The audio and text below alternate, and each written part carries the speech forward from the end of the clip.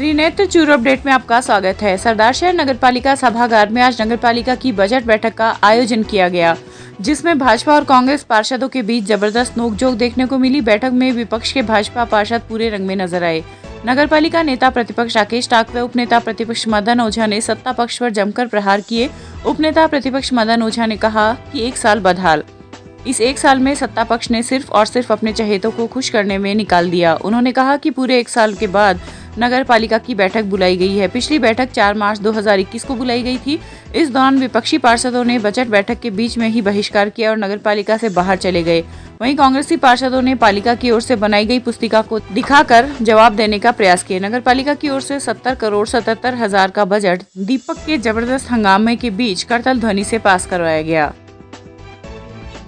Budget को बहाना बना के इन्होंने मीटिंग किया है। शायद बजट नहीं होता तो ये मीटिंग भी नहीं करते। और सरदार शहर की जनता के जो स्थानीय मुद्दे हैं उनको मीटिंग के अंदर नहीं रखा गया है। सिर्फ ठेकेदारों की एक बंदर बांट है, उसी के ये प्रस्ताव लिए गए हैं। और दूसरी बात, इसमें जब भी आज मीटिंग का हम सब भाजपा पार्षदों ने वॉकआउट किया है, क्योंकि जो जनता के मुद्दे हैं उनको मीटिंग एजेंडों के अंदर शामिल नहीं लिया गया। पहले एजेंडे पे जब ये बजट का एजेंडा था उसमें हमारे पास उपनेता प्रतिपक्ष मदन जी ओझा ने जब भी बोलना शुरू किया तो सत्ता पक्ष के पार्षदों ने अव्यवहारिक करते हुए उनको चुप कराने की कोशिश की गई और जनता की बात को चुप कराने की कोशिश की। इसको लेकर हमने इस मीटिंग का बहिष्कार किया है। आज की मीटिंग का आगे कुछ करेगा, विपक्ष का रुख रहेगा। हमारी ये बातें नहीं मानी गई।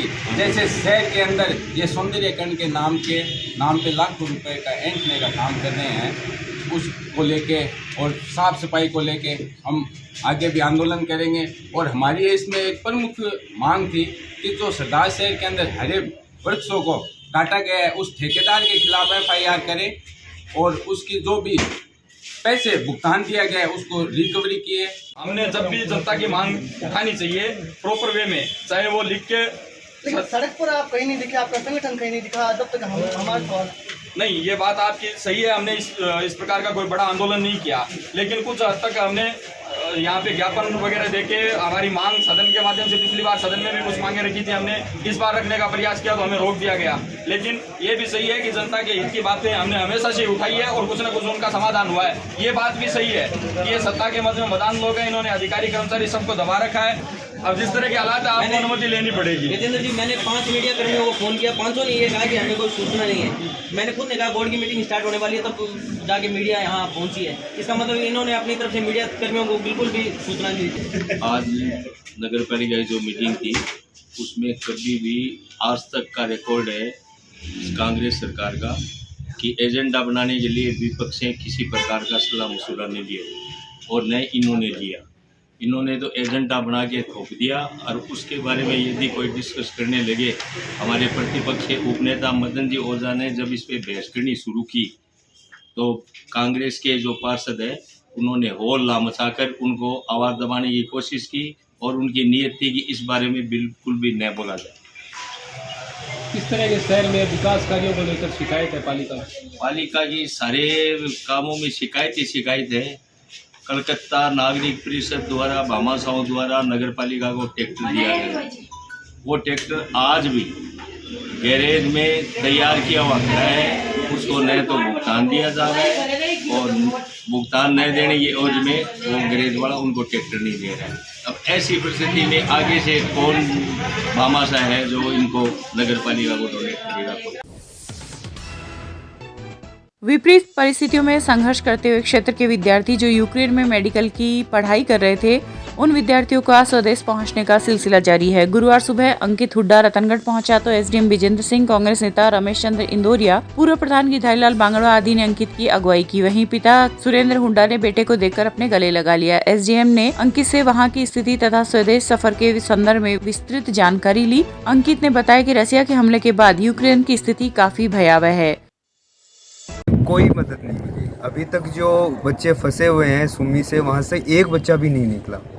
और हम भी जो है जो हम खुद अपनी बस करके किराए करके वहाँ से निकले हैं। कुछ मदद कॉन्ट्रैक्टरों ने की जो कि बाद में, जो कि कोई मतलब नहीं रखता उस टाइम तक, बहुत लेट हो चुकी थी। कम से कम 20,000 बच्चे थे वहाँ पे और उनको इतना जल्दी इवैक्यूएट पॉसिबल नहीं था। तो सारे मतलब बहुत परेशानी हुई, हम सभी लोग अपनी अपनी व्यवस्था करके निकले थे वहाँ से। ट्रेन की स्थिति वर्तमान में दयनीय है, वहाँ पर सिविलियंस पर अटैक कर रही है रशिया। अब हम उम्मीद कर रहे हैं भारत सरकार कुछ करेगी इस मामले में, क्योंकि वहाँ जाना पॉसिबल नहीं है, क्योंकि वहाँ के जो लोकल्स हैं वो अब शायद ही हमें एक्सेप्ट करें। उनका ये कहना है कि जब भारत सरकार हमारी मदद नहीं कर रही तो हम आपकी मदद क्यों करें। वहीं यूक्रेन में मेडिकल की पढ़ाई कर रही छात्रा बड़ी मुश्किलों का सामना करते हुए आज अपने घर पहुंची। छात्रा गायत्री घर पर आई तो उसके पिता गोपाल धायल व मां ने उसे गले लगा लिया। इस दौरान कांग्रेस नेता पूसाराम गोदारा, अरविंद चाकलान, सुरेंद्र हुड्डा सहित मोहल्ले के लोगों ने छात्रा का अभिनंदन किया। गायत्री ने बताया कि वे लोग विपरीत परिस्थितियों में संघर्ष की डगर पर चलते हुए स्वदेश पहुंचे हैं। यूक्रेन पर हमला करने के बाद यूक्रेन की स्थिति काफी भयावह है। चूरू एसपी डी आनंद के निर्देशन में तारानगर सीओ ओम प्रकाश गोदारा व थानाधिकारी गोविंद राम बिश्नोई द्वारा गठित टीम ने तारानगर क्षेत्र के मेडिकल संचालक से 50 लाख की फिरौती मांगने तथा फिरौती न देने पर जान से मारने की धमकी देने वाले आरोपियों को 12 घंटे में गिरफ्तार कर बड़ी कामयाबी हासिल की है। एसपी डी आनंद ने गुरुवार को प्रेस कॉन्फ्रेंस कर मामले का खुलासा किया। पुलिस ने इस संबंध में 4 जनों को गिरफ्तार किया है। उक्त मामले में तारानगर एसएचओ गोविंद राम बिश्नोई, भालेरी थाना अधिकारी केदारमल मीणा, राजगढ़ थाना अधिकारी कृष्ण कुमार, चूरू साइबर सेल से सुरेंद्र कुमार आदि ने मुख्य भूमिका निभाई। 1 मार्च 2022 की जो रात्रि थी उसमें हमारे पास ये शिकायत आई थी कि परिवादी जिनका नाम श्री रामधन चौधरी है, जो यहाँ मेडिकल के बड़े व्यवसायी हैं तारानगर कस्बे के, उनके पास किसी अज्ञात व्यक्ति ने इंटरनेट कॉलिंग के माध्यम से ये धमकी दी है कि 50 लाख रुपए की नकद फिरौती आप मुझे दें, अन्यथा जो आपके बच्चे हैं जो राजस्थान के बाहर अध्ययनरत हैं उनकी जान पे खतरा बन सकता है। तो जो परिवादी हैं उन्होंने सही निर्णय लेते हुए तुरंत पुलिस को संपर्क किया, जिस पर पुलिस उनके संपर्क में आई। और क्योंकि जो तकनीकी आसूचना है उसमें समय लगता है और कई बार ये भी देखने में आया है कि उसमें हम एक रोड ब्लॉक तक पहुंच जाते हैं, आगे नहीं बढ़ सकते। तो इसलिए ये निर्णय लिया गया कि ये जो वसूली करना, फिरौती करने की जो घटना को ये कारित करना चाह रहे हैं, इसको एज अ डिकॉय हम प्रोसीड करें। फिरौती की रकम के रूप में एक बैग तैयार करके जिसमें असली और नकली नोटों का मिश्रण करके पुलिस ने फिरौती मांगने वालों से लगातार संपर्क में पुलिस के संरक्षण में रहते हुए परिवादी को हिदायत की गई। फिरौती की रकम जहां लेकर के बुलाया गया वहां पुलिस अपने संरक्षण में फिरौती की रकम को लेकर पहुंची और वो बैग जो है वो डेड ड्रॉप एक सुनसान जगह पे करने के लिए फिरौती मांगने वालों ने निर्देश दिए परिवादी को। उसके बाद लगातार हम उस जगह की निगरानी करते रहे, जो फिरौती का बैग था उसकी निगरानी करते रहे, क्योंकि अंधेरी रात थी। उसका फ़ायदा उठा करके जो अपराधी हैं, जो आरोपी हैं, वो क्रॉल करके पैदल आ करके और उस बैग को वहाँ से कुछ दूर ले जाने में सफल हो पाए। बैग में तकनीकी आसूचना और जो फुटप्रिंट थे उन पे डॉग स्क्वाड की मदद से, एमओबी की मदद से उस बैग को किसने टच किया वहाँ तक हम पहुँचे। प्रथम अभियुक्त को नज़दीक से ही गिरफ्तार किया गया, दस्तयाब किया गया। उसकी आसूचना के आधार पर बाकी सभी अभियुक्तों को भी नामजद कर लिया गया और ये एक जो टीम हमने बनाई थी राजगढ़ सेक्टर के आसपास के सभी थानाधिकारियों को, additional SP, CO Taranagar, CO Rajgarh, additional SP Rajgarh, और सभी ने रात भर यहाँ कैंप किया, जिसमें ये सफलता मिली है कि 5 अभियुक्त जो 4 अभियुक्त थे उन सभी को गिरफ्तार कर लिया गया है। इस घटना में प्रयुक्त जो वाहन था, जो हथियार थे और जो फिरौती की रकम थी जो उन्होंने लेने का प्रयास किया था, उस सभी की बरामदगी की प्रबल संभावना है और इस तरह से इस टीम को सफलता मिली। राजकीय विधि महाविद्यालय चूरू के विद्यार्थियों ने आज अपनी विभिन्न मांगों को लेकर मुख्यमंत्री के नाम जिला कलेक्टर को एक ज्ञापन सौंपा। छात्र संघ अध्यक्ष विशेष बजाड़ ने बताया कि महाविद्यालयों में छात्र संघ की व्यवस्था का निर्माण उच्च शिक्षा विभाग द्वारा इसी उद्देश्य से किया गया था कि छात्र प्रतिनिधि हमारी छात्र हित से जुड़ी मांगों को सरकार तक पहुंचाए ताकि जल्द से जल्द उनका निस्तारण हो। पिछले 2 वर्षों में छात्र संघ अध्यक्ष द्वारा दिए गए कई ज्ञापनों पर कोई गंभीरता से विचार नहीं किया गया है, जबकि हमारे महाविद्यालय ने प्रदेश को 42 आरजेएस एवं अनेक एपीपी जेएलओ प्राध्यापक दिए हैं। विधि शिक्षा में राजकीय विधि महाविद्यालय चूरू प्रदेश में एक विशिष्ट स्थान रखता है। ज्ञापन के माध्यम से महाविद्यालय को नियमित योजना अंतर्गत स्नातकोत्तर LLM में क्रमोन्नत करने, महाविद्यालय के गड्ढों से भरी सड़क की समस्या को दुरुस्त करवाने, महाविद्यालय के लिए जमीन चिन्हित कर हॉस्टल का निर्माण करवाने की मांग सहित खेल मैदान की मांग की गई है। इस अवसर पर लक्ष्मण प्रजापति, हिना, कमल पवार आदि मौजूद रहे। विशेष बाजार छात्र संघ राजकीय विधि महाविद्यालय चूरू, और आज हम सभी राजकीय विधि महाविद्यालय चूरू के छात्रगण कलेक्टर साहब के माध्यम से माननीय मुख्यमंत्री महोदय को ज्ञापन देने आए हैं। उनमें हमारी प्रमुख मांग है कि एक तो राजकीय विधि महाविद्यालय चूरू को PG स्नातकोत्तर में क्रमोन्नत किया जाए, जो कि अभी सेल्फ फाइनेंस में वहाँ पे स्वीकृत है। इस वजह से हमें UGC न्यायिक बार काउंसिल ऑफ इंडियन से ग्रांट मिलने में काफ़ी परेशानी आती है। और दूसरा ये कि हमारे इस कॉलेज में जो दूर दराज गाँव से ज़्यादातर आने वाले विद्यार्थी हैं, तो उनके लिए हॉस्टल की सुविधा नहीं है, तो इस हॉस्टल के भी अलग ज़मीन चिन्हित करके, क्योंकि हमारे पास इतनी पर्याप्त ज़मीन और संसाधन नहीं है, तो गवर्नमेंट हॉस्टल का निर्माण भी करे ताकि बच्चों को आसानी रहे। इसी के साथ प्लेग्राउंड और जो राजकीय विधि महाविद्यालय के आगे क्षतिग्रस्त सड़क है, जो पिछले 4 वर्षों से ऐसी है कि बरसात का समय में तो बच्चे का प्रवेश करना भी बेहद मुश्किल होता है, आम लोगों को तो परेशानी होती है। तो इन सब मुद्दों को हम कलेक्टर साहब के माध्यम से माननीय मुख्यमंत्री तक पहुँचाने के लिए आज यहाँ पे सब विद्यार्थी आए। 2 दिवसीय राज्य स्तरीय शूटिंग बॉल प्रतियोगिता का आयोजन फतेहपुर में शनिवार को होगा। प्रतियोगिता में भाग लेने के लिए जिला शूटिंग बॉल एसोसिएशन की सीनियर टीम आज रतनगढ़ की हनुमान व्यायामशाला से रवाना हुई। इस दौरान वरिष्ठ खिलाड़ी सावनमल भार्गव, समाजसेवी संजय बुंदेला व सचिव अशोक गोड़ ने खिलाड़ियों को हरी झंडी दिखाकर रवाना किया। इस अवसर पर पन्नालाल भार्गव, बाबूलाल तोशावड़, कोषाध्यक्ष रामोता शर्मा आदि उपस्थित रहे। भारत सरकार के स्वास्थ्य व परिवार कल्याण मंत्रालय की राष्ट्रीय टीम के द्वारा किए गए निरीक्षण के बाद सामुदायिक स्वास्थ्य केंद्र दूधवाखारा को नेशनल क्वालिटी इंश्योरेंस स्टैंडर्ड में नेशनल सर्टिफाइड किया गया है।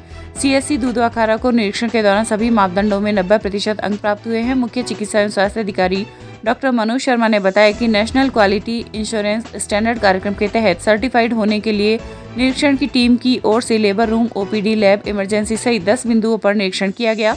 सभी में कम से कम 70% अंक आना आवश्यक है। CSC दूधवाखारा ने सभी मापदंड में 90% अंक प्राप्त कर नेशनल सर्टिफाइड प्राप्त किया है, जिससे CSC दूधवाखारा को अब आगामी 3 वर्ष तक 3 लाख रुपए मिलेंगे। रतनगढ़ तालुका विधिक सेवा समिति के तत्वाधान में 12 मार्च को होने वाली राष्ट्रीय लोक अदालत के लिए आज बैठक का आयोजन किया गया।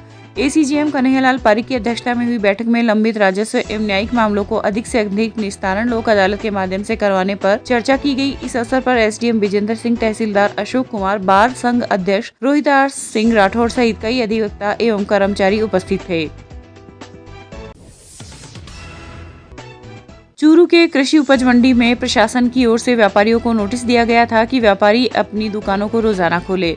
नोटिस आने पर व्यापारियों ने मंडी के कनिष्ठ लिपिक कमल कुमार से साफ सफाई की बात की। भाजपा के नगर मंडल अध्यक्ष सुरेश सारस्वत, मंडल अध्यक्ष दीनदयाल सैनी ने मंडी अधिकारियों व सचिव पर आरोप लगाते हुए कहा कि मंडी में आए दिन गंदगी का आलम रहता है। मंडी में कंटीली झाड़ियों का अंबार लगा हुआ है। मंडी के कनिष्ठ लिपिक कमल कुमार ने बताया कि मंडी में सिर्फ गिनती के ही व्यापारी अपनी दुकान खोलते हैं, वो भी सिर्फ 2 से 3 घंटे। फिलहाल कनिष्ठ लिपिक द्वारा आगामी 7 दिनों में साफ सफाई का आश्वासन दिया गया है। व्यापारी बंधु जो हमारे चूरू के प्रतिष्ठित व्यापारी हैं, जिनकी कृषि मंडी में दुकानें हैं और जो दुकानें खोलते हैं, उनके साथ आए हैं सचिव महोदय को ये कहने के लिए कि यहाँ कृषि मंडी में न तो सफाई की व्यवस्था है और यहाँ झाड़ झंडर और इतनी गंदगी है कि व्यापारी व्यापार नहीं कर सकते। तो हमने उनको कहा कि आप इसकी सफाई कराएं और जो कनेक्शन नहीं है वो ₹1 के कनेक्शन दे व्यापारी को, तो व्यापारी अपना व्यापार यहाँ करें। लेकिन यहाँ कोई व्यवस्था नाम की चीज़ नहीं है और यहाँ झाड़ झंडर चारों में आप देख सकते हो उगे हुए हैं और न उनको कटाई की व्यवस्था न कोई सफाई की व्यवस्था है। और सचिव महोदय राजगढ़, उनसे फोन में वार्ता हुई है तो उन्होंने कहा कि मैं 7 दिन के अंदर ये करा दूंगा। व्यापारियों से उन्होंने कहा है कि वो दुकान खोलें, तो व्यापारी दुकान खोलने के लिए तैयार है, लेकिन वो चाहते हैं कि यहाँ सुविधा हो, कम से कम पानी की व्यवस्था नहीं है, चाय की व्यवस्था नहीं है, कैंटीन जो बंद पड़ी है और सफाई नहीं है। मेन बात यह है गंदगी के ढेर लगे हुए हैं और झाड़ झंडर चारों ओर ये जो है फैले हुए हैं, उनके सफाई के उन्होंने कहा है तो वो करा देंगे। तो अगर करा देंगे व्यापारी व्यापार करने के लिए तैयार है और अब व्यापारियों से भी उन्होंने कहा है कि वो अपनी दुकानें खोलें। तो यहाँ कम से कम 30-35 व्यापारी यहाँ जो है जो दुकानें उन्होंने खोल रखी है दुकान और खोलना चाहते हैं। वो हमने उनको 7 दिन अल्टीमेटम दिया है कि या तो आप सफाई करा के इसको चालू कराएगा सीमेंट को, वरना हम आंदोलन करेंगे, कलेक्टर साहब को ज्ञापन देंगे और हम राज्य सरकार तो यही तो हम 15 साल दुकानें खुल रही है। आप देखो 15 साल से दुकानें खुलती तो शटर नहीं खुलता दुकान का। आप देखो शटर खुल रहे हैं, माल पड़ा है, 15 साल से माल पड़ा रहता है क्या? लेकिन कृषि मंडी के जो ये अधिकारी हैं, इनकी ये है कि ये मतलब चाहते नहीं। आप देखो, आप मीडिया के माध्यम से कहना चाहता हूँ, आप देखो अब एक दुकान का कितने झारझंड हो गए, दुकान कैसे खोले व्यापारी। रतनगढ़ तहसील के गांव पायली में आज भामाशाह अभिनंदन समारोह का आयोजन किया गया। सरपंच राजेंद्र सिंह की अध्यक्षता में हुए कार्यक्रम का शुभारंभ मुख्य अतिथि सोहन लाल दुगट, चैरिटी ट्रस्ट कोलकाता से ट्रस्टी संतोष श्याम सुखा, विशेष अतिथि सीमा श्याम सुखा आदि ने दीप प्रज्वलित कर किया। इस दौरान श्याम सुखा ने विद्यार्थियों को शिक्षा के साथ साथ अन्य गतिविधियों में भाग लेने का आह्वान किया। इस अवसर पर संस्था प्रधान राधाकृष्ण पीपलवा ने आगंतुकों का आभार प्रकट किया। जिला टेनिस बॉल क्रिकेट संघ के तत्वावधान में जिला स्तरीय सीनियर पुरुष व महिला टेनिस बॉल क्रिकेट प्रतियोगिता का आयोजन 6 मार्च को रतनगढ़ स्थित रघुनाथ विद्यालय के खेल मैदान में किया जाएगा। प्रतियोगिता में जिले के खिलाड़ी ही भाग ले सकेंगे। प्रतियोगिता में चयनित खिलाड़ी दौसा में 13 से 15 मार्च तक आयोजित राज्य स्तरीय प्रतियोगिता में भाग ले सकेंगे।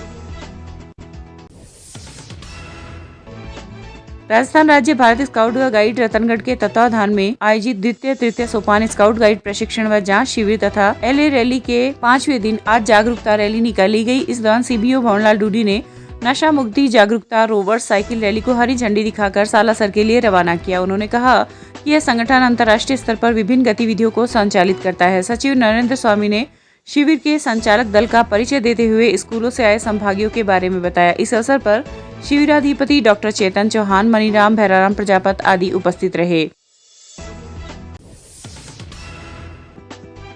रतनगढ़ स्थित राजकीय अस्पताल के पास 100 मीटर के दायरे में धूम्रपान सामग्री की बिक्री करने पर गुरुवार को पुलिस ने कार्रवाई करते हुए सामान को जब्त कर 3 लोगों को गिरफ्तार किया है। पुलिस की इस कार्रवाई से अन्य व्यापारियों में भी हड़कंप मच गया। मिली जानकारी के अनुसार ASI जगदीश सिंह व राजेंद्र सिंह, हेड कांस्टेबल धनेश कुमार, कांस्टेबल बजरंग लाल, जगदीश आदि के साथ अस्पताल के गेट संख्या 2 पर पहुंचे तो वहां पर स्थित 3 दुकानों के व्यापारी धूम्रपान सामग्री का विक्रय कर रहे थे तथा उक्त सामग्री दुकान पर सजाई हुई थी। जब लाइसेंस के संबंध में जानकारी चाहिए तो लाइसेंस नहीं मिला, जिस पर पुलिस ने कार्रवाई करते हुए धूम्रपान सामग्री को जब्त कर व्यापारियों को गिरफ्तार कर लिया। सरदारशहर पुलासर फाटा के पास गुरुवार रात को ट्रेलर की टक्कर से बाइक सवार एक युवक की मौत हो गई। पुलिस सूत्रों के अनुसार भियासर निवासी 23 वर्षीय अरविंद पुत्र कालूराम डूडी बाइक पर सवार होकर रतनगढ़ रोड की तरफ जा रहा था कि पुलासर फाटे के पास एक ट्रोले ने बाइक को टक्कर मार दी, जिसके कारण बाइक सवार अरविंद गंभीर रूप से घायल हो गया। सूचना मिलते ही पुलिस मौके पर पहुंची तथा युवक को राजकीय अस्पताल पहुंचाया, जहां पर चिकित्सकों ने उसे मृत घोषित कर दिया।